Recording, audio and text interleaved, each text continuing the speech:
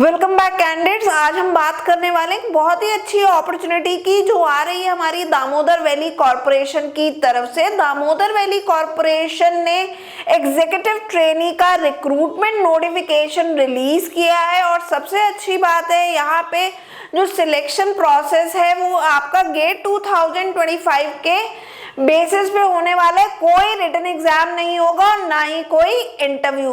तो चलिए अब हम जान लेते कि क्या एलिजिबिलिटी क्राइटेरिया यहाँ पे रहने वाला है और एप्लीकेशन प्रोसेस डिटेल्स के बारे में।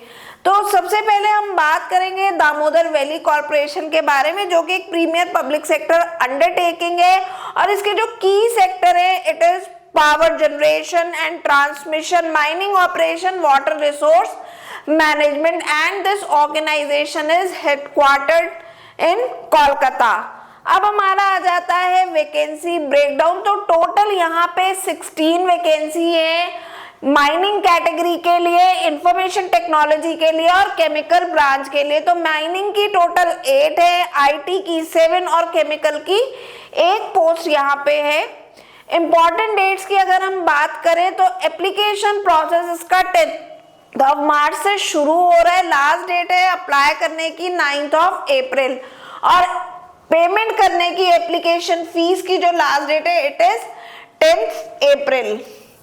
अब हमारी आ जाती है एजुकेशनल क्वालिफिकेशन। तो कैंडिडेट जो है अपनी ब्रांच में, रिस्पेक्टिव ब्रांच में बीटेक होना चाहिए प्लस आप गेट क्वालिफाइड होने चाहिए। अगर आप आईटी के लिए अप्लाई कर रहे हैं तो आपका बीटेक सीएस में होना चाहिए या आईटी में और आपका गेट पेपर सीएस से होना चाहिए। माइनिंग में अप्लाई कर रहे हैं तो माइनिंग में बीटेक होना चाहिए और माइनिंग में ही आपका गेट का पेपर होना चाहिए, गेट डिसिप्लिन होना चाहिए। और केमिकल के लिए केमिकल इंजीनियरिंग आपकी होनी चाहिए बीटेक और केमिकल ब्रांच से ही आपका गेट का पेपर होना चाहिए। अब हमारा आ जाता है एलिजिबिलिटी एंड एक्सपीरियंस। तो यहाँ पे क्लियरली मेंशन किया गया है अनरिजर्व कैटेगरी ओबीसी ईडब्ल्यूएस के लिए मिनिमम 65% होने चाहिए आपके बीटेक में and for others it is 60%।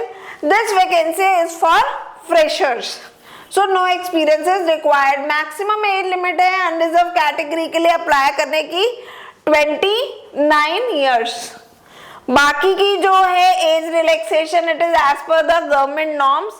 फिर हमारा आ जाता है compensation package. It is 56,100 to 1,77,500।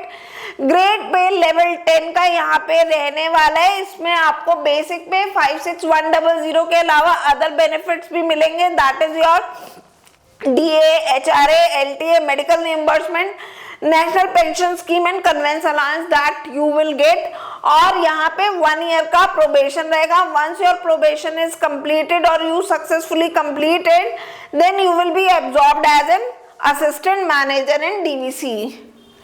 फिर हमारी आ जाती है एप्लीकेशन फीस। तो it is 300 for general OBC and EWS category, SC, ST, PWBD और एक्स सर्विसमैन कैंडिडेट्स को यहाँ पे कोई एप्लीकेशन फीस नहीं देनी है।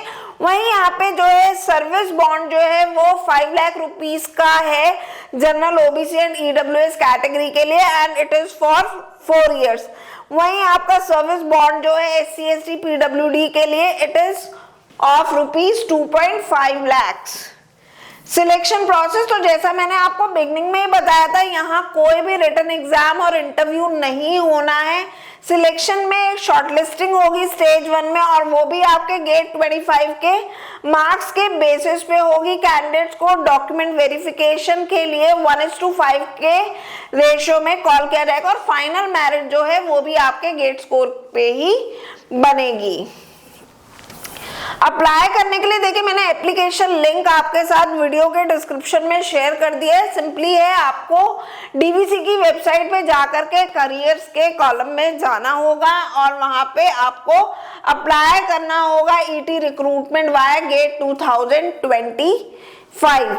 जो कैंडिडेट्स जितने इंपॉर्टेंट पॉइंट्स थे वो हमने सभी जो है यहाँ पे जान लिए, डिस्कस कर लिए। स्टिल कहीं आपको कोई डाउट है, क्लियरिटी चाहिए तो आप कमेंट सेक्शन में हमें लिख सकते हैं। Good luck candidate, stay tuned to the GATE forum Kanpur.